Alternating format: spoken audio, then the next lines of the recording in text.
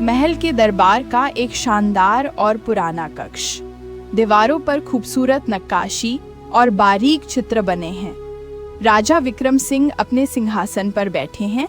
उनकी रानी तारा उनके पास खड़ी हैं।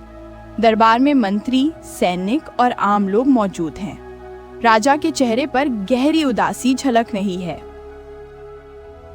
प्रधानमंत्री, हमारी बेटी राजकुमारी रोशनी अब 12 वर्ष की हो चुकी है, किंतु उसके चेहरे पर अभी तक मुस्कान नहीं आई। उसका हृदय किसी गरीब सा प्रतीत होता है, जैसे उसके पास प्रसन्न रहने का कोई कारण ही ना हो।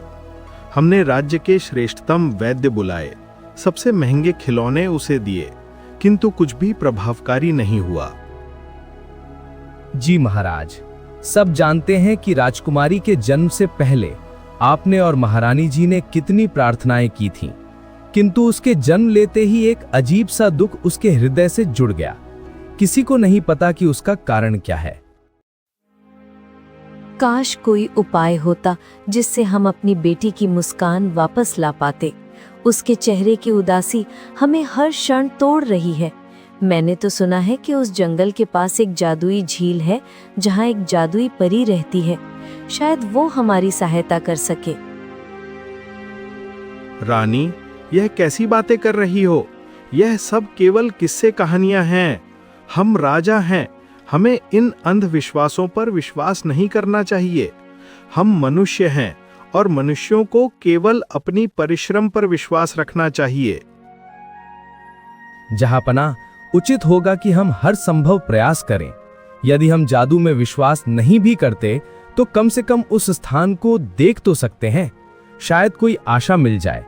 कहा भी जाता है, आशा पर ही संसार टिका है।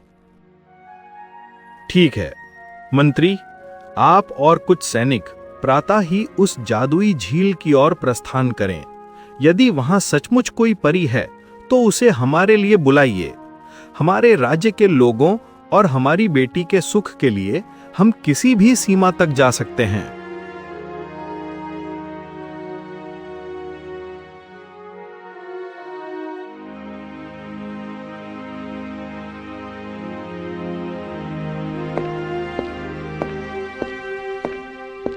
अगली सुबह प्रधानमंत्री और कुछ सैनिक घने जंगल से होकर झील के किनारे पहुंचते हैं। झील का पानी ऐसे चमक रहा है मानो सूरज की रोशनी उसमें कैद हो। प्रधानमंत्री आगे बढ़कर झील के पास जाता है। यह तो सचमुच एक अलग ही दुनिया प्रतीत होती है। हमने कभी इतनी सुंदर जगह नहीं देखी। ऐसा लगता है कि महारानी जी की धारणा सही थी, किंतु यहां परी कहां है? हम उसे कैसे ढूंढें?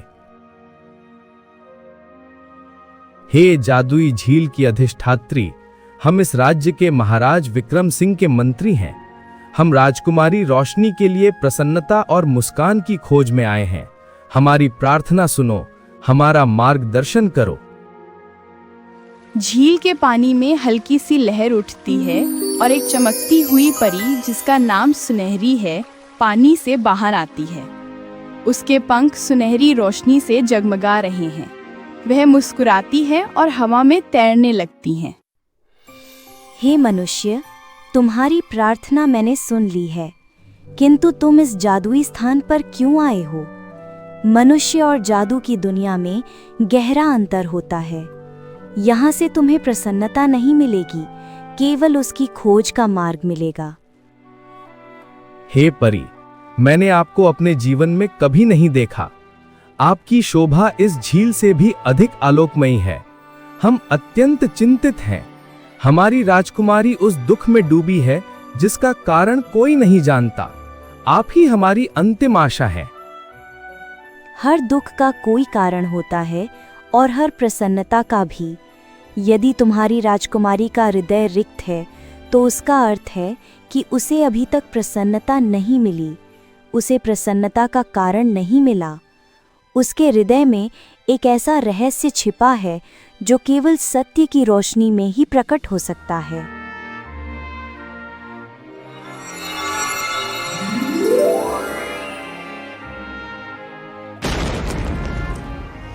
परी सुनहरी प्रधानमंत्री और सैनिकों को झील के पास एक खुले मैदान में ले जाती है। वहां हवा में जादुई रोशनियों के साथ कुछ संकेत उभर आते हैं।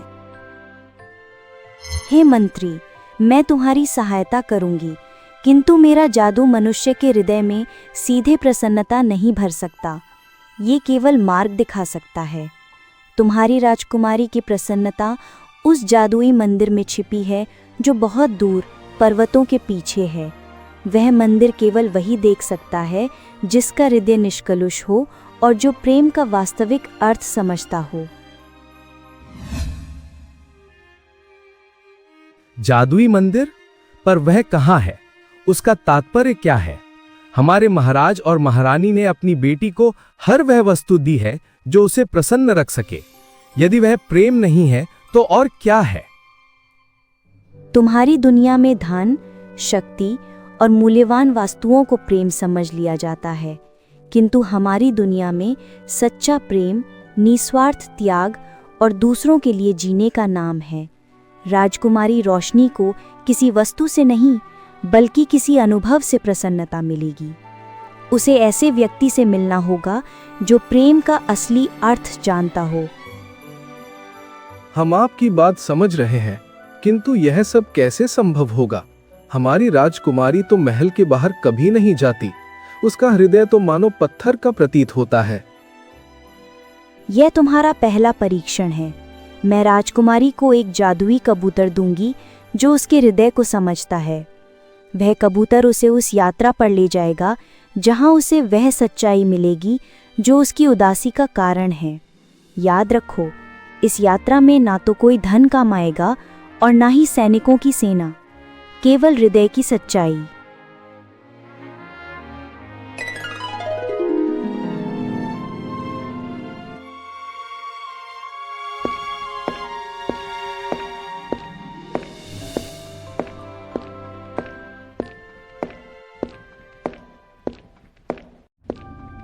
प्रधानमंत्री कबूतर के साथ महल लौटता है। राजा और रानी बेसब्री से उनका इंतजार कर रहे हैं। वे कबूतर देखकर चकित रह जाते हैं।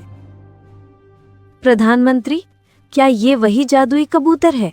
क्या आपको परी मिल गई? क्या हमारी बेटी के लिए खुशी की कोई आशा है? जी महारानी जी, यह परी सुनहरी द्वारा दिया गया कबूतर है। उसका कहना है कि राजकुमारी की प्रसन्नता का रहस्य इसी कबूतर के साथ एक यात्रा में छिपा है। उसे उस यात्रा पर निकलना होगा ताकि वह सुख का वास्तविक अर्थ जान सके। यह कैसा उपहास है? हमारी एकमात्र बेटी को जंगलों में भेज दें, उसकी रक्षा कौन करेगा? यह सब व्यर्थ की बातें हैं। मैं इस जादू पर विश्वास नहीं करता। महाराज, हमने हर प्रयास कर लिया है। हमारी बेटी की अवस्था बिगड़ती जा रही है। यदि ये जादुई कबूतर उसकी अंतिम आशा है तो हमें इसे एक अवसर देना ही होगा। हमें अपनी बेटी के प्रेम में ये जोखिम उठाना ही होगा। ठीक है, यदि यह हमारी बेटी के सुख के लिए है तो मैं सहमत हूं, किंतु यदि उसे कुछ भी हुआ तो मैं उस परी को भी नहीं छोड़ूंगा।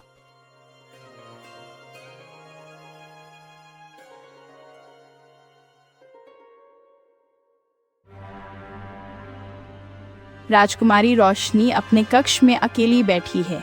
उसकी आंखों में गहरी उदासी है। दरवाजा खुलता है और राजा, रानी और मंत्री अंदर आते हैं। कबूतर उनके साथ है। मेरी प्यारी बेटी रोशनी, हम तुम्हारे लिए कुछ लेकर आए हैं। ये एक जादुई कबूतर है जो तुम्हें एक अत्यंत विशेष यात्रा पर ले जाएगा। ये तुम्हारी खुशी का रहस्य जानता है। अब तक आप सबने मुझे हर वो वस्तु दी है जिसकी मुझे आवश्यकता नहीं थी। क्या आपको लगता है कि एक कबूतर मुझे प्रसन्न कर सकता है? मेरी प्रसन्नता कहीं भी नहीं है। मैं कहीं नहीं जाना चाहती। मेरी बेटी, यह कोई साधारण यात्रा नहीं है। यह तुम्हारे हृदय की यात्रा है। यह कबूतर तुम्हें वहीं ले जाएगा जहां तुम वास्तव में प्रसन्न हो सकती हो। यह हमारा आदेश भी है और हमारी प्रार्थना भी। ठीक है, मैं ये यात्रा करूंगी, किंतु यदि यह भी व्यर्थ हुई तो तब मैं फिर कभी आपसे इस विषय में बात नहीं करूंगी। किंतु यह यात्रा केवल आपकी अपनी इच्छा से ही प्रारंभ हो सकती है। आपको इस कबूतर को स्वयं स्वीकार करना होगा, तभी जादू अपना प्रभाव दिखा सकेगा। राजकुमारी रोशनी कबूतर को अपने हाथ में ले लेती है। कबूतर तुरंत चमकने लगता है और उसकी आंखों में उम्मीद की एक किरण दिखाई देती है। राजकुमारी रोशनी अपने कक्ष से महल की बालकनी में आकर खड़ी होती है। उसके हाथ में जादुई कबूतर है। बादल छट गए हैं और चांदनी हर चीज को आलोकित कर रही है। अचानक कबूतर सुनहरी रंग में चमकने लगता है और राजकुमारी रोशनी के हाथ से निकलकर हवा में तैरने लगता है। तुम तो सचमुच जादुई हो। ये सब तो कहानियों में होता था, किंतु ये मुझे कहाँ ले जाएगा? मुझे तो भय लग रहा है। मैं अपने आरामदायक महल को छोड़कर जा रही हूँ। कबूतर राजकुमारी रोशनी को एक संकेत करता है और उसके कंधे पर आकर बैठ जाता है। कबूतर की चमक से राजकुमारी रोशनी को एक अजीब सा सुकून मिलता है और वह धीरे धीरे कबूतर के पीछे चलने लगती है। तुम मुझे क्या दिखाना चाहते हो? मेरे पास तो वो सब कुछ है जो एक राजकुमारी को प्रसन्न रख सकता है, किंतु ये अजीब सी रिक्तता मेरे हृदय में क्यों है? क्या इसका कोई उपचार है?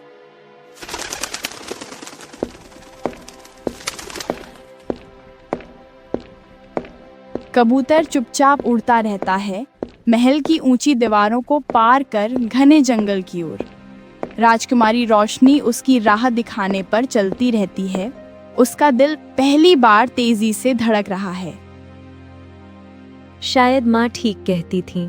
ये प्रसन्नता केवल वस्तुओं में नहीं होती, शायद इसकी खोज के लिए ही निकलना पड़ता है। पहली बार मुझे ऐसा प्रतीत हो रहा है मानो मैं किसी उद्देश्य के लिए जी रही हूँ।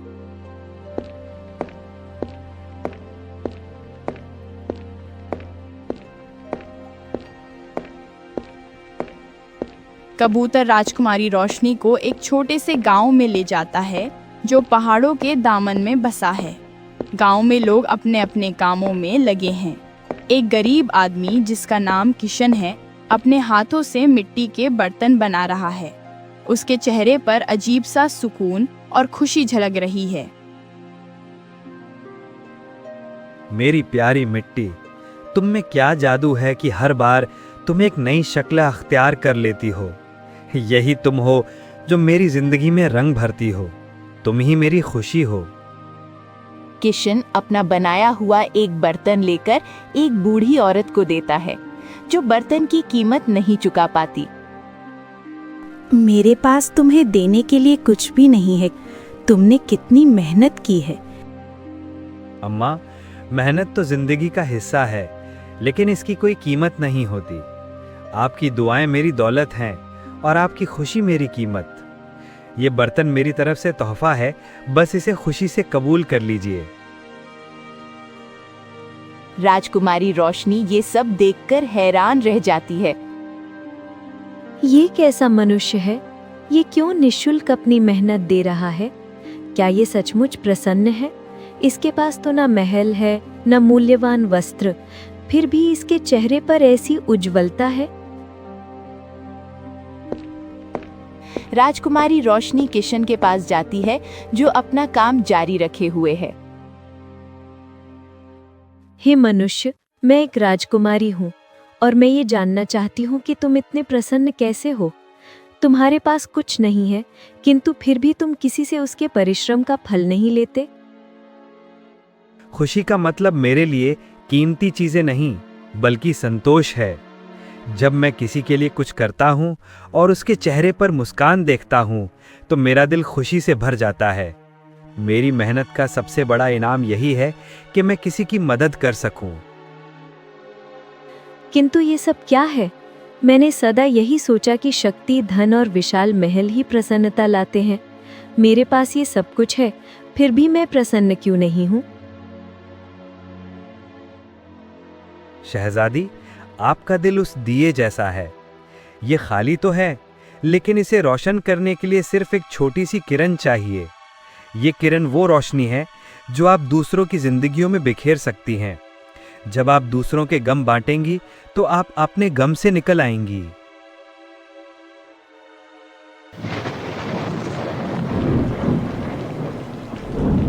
अचानक एक तेज आंधी आती है और गांव में तबाही मचा देती है। किशन के बनाए हुए सारे बर्तन टूट जाते हैं। मेरे सारे बर्तन टूट गए, मेरी सारी मेहनत जाया हो गई। राजकुमारी रोशनी पहली बार किसी को तकलीफ में देखती है और उसका दिल पिघलने लगता है। वो अपना कीमती हार निकालती है और किशन को देने लगती है। ये लो, इस हार को बेचकर तुम पुनः बर्तन बना सकते हो। ये अत्यंत मूल्यवान है।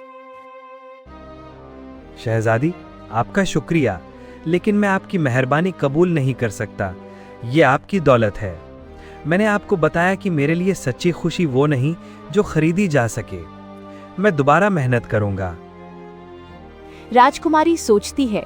वो अपना कीमती हार उठा लेती है और उसे बेचकर पूरे गांव के लोगों के लिए नया सामान खरीदती है और किशन के लिए भी। वो अपने हाथों से उसके साथ बर्तन बनाने में मदद करती है। शहजादी, आपने ये सब क्यों किया? किशन, तुमने मुझे ये सिखाया कि देने में कितनी प्रसन्नता है। जब मैंने गांव वालों की आंखों में वो प्रसन्नता देखी, तब पहली बार मेरे हृदय में एक प्रकाश उत्पन्न हुआ जिसे मैंने पहले कभी अनुभव नहीं किया था। ये प्रसन्नता तुम्हारी ही वजह से है। जब राजकुमारी और किशन गांव वालों की मदद करते हैं तो अचानक किशन की बनाई हुई मिट्टी की एक छोटी सी मूर्ति चमकने लगती है। वो मूर्ति हवा में उठकर एक चमकदार रोशनी बन जाती है और उस रोशनी में वही जादुई मंदिर प्रकट होता है जिसका जिक्र परी ने किया था। किशन, देखो, ये वही मंदिर है जिसका परी ने उल्लेख किया था। ये तुम्हारे प्रेम और निस्वार्थ त्याग के कारण ही प्रकट हुआ है। मैंने तो सिर्फ वही किया जो मेरे दिल ने कहा, लेकिन इसका मतलब क्या है? मंदिर के दरवाजे खुलते हैं और भीतर से एक आवाज आती है। ए राजकुमारी, तुमने प्रेम के असली अर्थ को भली भांति समझ लिया है। तुम्हारी सच्ची खुशी अब तुम्हारे अपने भीतर बस गई है। तुमने दूसरों को सुख और सम्मान देकर अपनी आत्मा की शांति और आनंद पाया है। ये मंदिर वास्तव में तुम्हारे हृदय की सच्चाई और निर्मलता का प्रतीक है।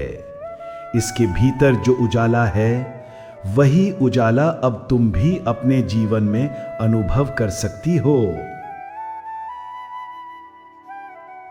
अब मैं समझ गई हूँ, सच्ची प्रसन्नता मेरे पास मौजूद वस्तुओं में नहीं थी, बल्कि उसे बांटने में थी। मेरा हृदय अब हल्का हो गया है और मैं पहली बार स्वयं को अत्यंत प्रसन्न अनुभव कर रही हूँ।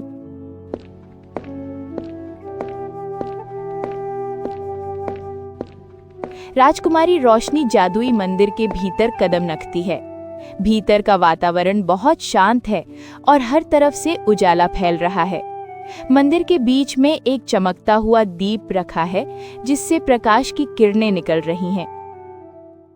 ये तो बिल्कुल मेरे हृदय जैसा लगता है, इतना शांत और प्रकाशमान। तो क्या ये मंदिर वास्तव में मेरा ही हृदय है? और ये प्रकाश क्या है? अचानक वही परी सुनहरी मंदिर में प्रकट होती है जो उसकी आंखों में चमक रही है।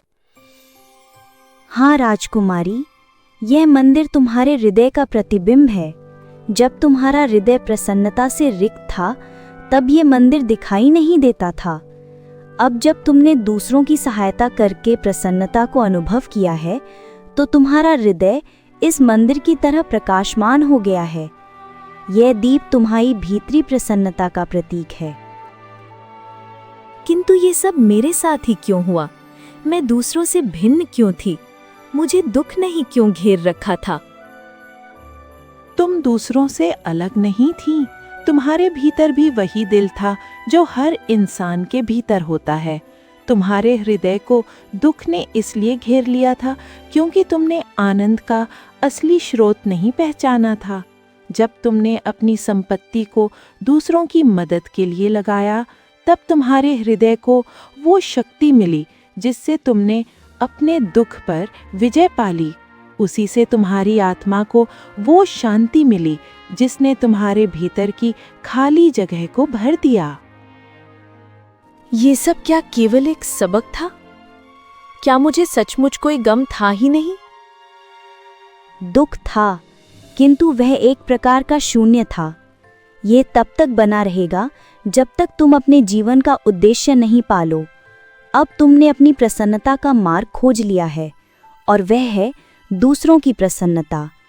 अब तुम्हें कभी दुख नहीं होगा क्योंकि तुम्हारी प्रसन्नता किसी वस्तु पर निर्भर नहीं होगी।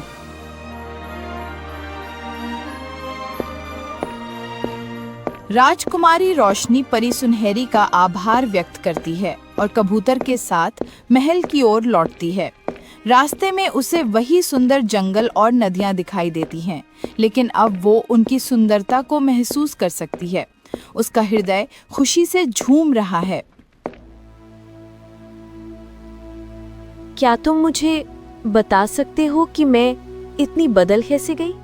मेरे विचार, मेरा दिल, सब कुछ पहले से कितना अलग है। अब मैं समझ गई हूँ। सच्ची खुशी मेरे महल, मेरे हीरो और मेरे कीमती वस्त्रों में नहीं थी, बल्कि वो उन लोगों की आंखों में थी जिनकी मैंने मदद की। मैं कुशन और उसके गांव को कभी नहीं भूलूंगी। अब मैं सबकी मदद करूंगी।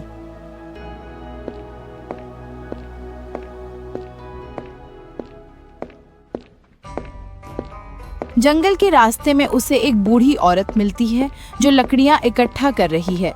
उसकी उम्र के कारण उसके हाथ कांप रहे हैं। अम्मा, क्या मैं आपकी मदद करूं? ये लकड़ियां बहुत भारी हैं।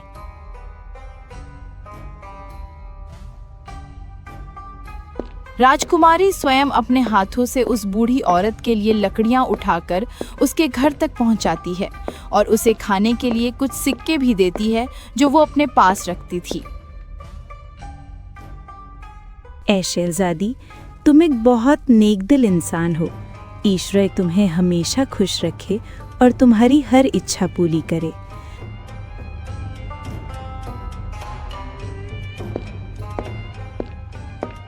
राजकुमारी रोशनी कबूतर के साथ महल वापस पहुंचती है। राजा विक्रम सिंह और रानी तारा बेसब्री से उसका इंतजार कर रहे हैं।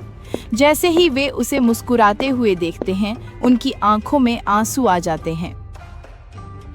मेरी बेटी, मेरी रोशनी, तुमने अंततः मुस्कुरा दिया। तुम्हारी आंखों में ये कैसी चमक है? मेरी बेटी, तुम्हें क्या हुआ? क्या जादुई कबूतर ने अपना कार्य कर दिया? तुम्हें क्या मिला? पिता, माता, मैंने सब कुछ पा लिया है। ये जादुई कबूतर, ये परी और ये मंदिर, इन सब ने मुझे सिखाया कि सच्ची प्रसन्नता क्या है। मैंने ये भी सीखा कि देने में कितनी प्रसन्नता मिलती है। मैंने दूसरों को प्रसन्न करके स्वयं को प्रसन्न पाया है। महाराज, परी ने यह भी कहा था कि सच्ची प्रसन्नता किसी वस्तु या वैभव में नहीं, बल्कि अपने हृदय की सच्चाई और प्रेम में होती है। राजकुमारी ने उसी मार्ग पर चलकर अपना उद्देश्य पा लिया है। मेरी बेटी, तुमने न केवल अपने लिए बल्कि हमारे पूरे राज्य के लिए एक उदाहरण प्रस्तुत किया है। आज से हमारा राज्य केवल धन और शक्ति से नहीं जाना जाएगा, अपितु प्रेम और करुणा से भी पहचाना जाएगा। महल में एक बड़ा उत्सव आयोजित होता है। राजकुमारी रोशनी की मुस्कान देखकर पूरा राज्य प्रसन्न है। राजकुमारी अब महल में कैद नहीं रहती, बल्कि वो सामान्य लोगों से मिलती है, उनकी परेशानियों को सुनती है और उनकी सहायता करती है।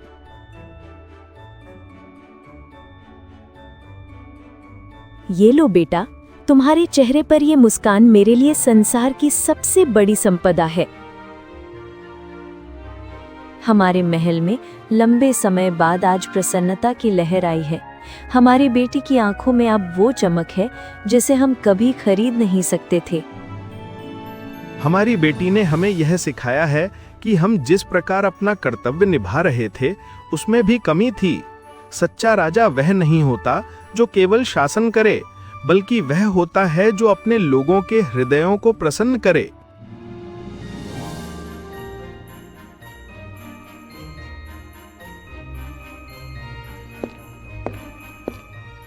अंतिम दृश्य में राजकुमारी रोशनी राजा और रानी के साथ कबूतर को जादुई झील के किनारे छोड़ने जाती है। धन्यवाद मेरे मित्र, तुमने मुझे मेरे जीवन का सबसे बड़ा उपहार दिया है।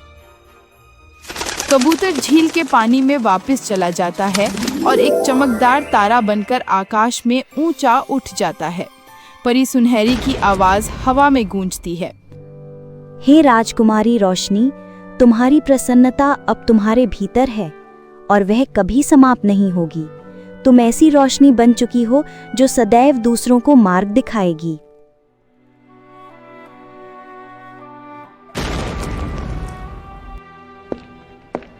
राजकुमारी रोशनी अपने माता पिता के साथ खुशी और शांति के साथ महल की ओर लौटती है। उसके चेहरे पर एक ऐसी मुस्कान है जो ना तो कभी समाप्त होगी और ना ही कभी फीकी पड़ेगी। अगर आपको ये कहानी और इसका सबक पसंद आया है तो बराह करम इस वीडियो को लाइक करें और हमारे चैनल को सब्सक्राइब करना ना भूलें। आपके ताउन से हमें मजीद ऐसी कहानियाँ पेश करने की तरगीब मिलती है।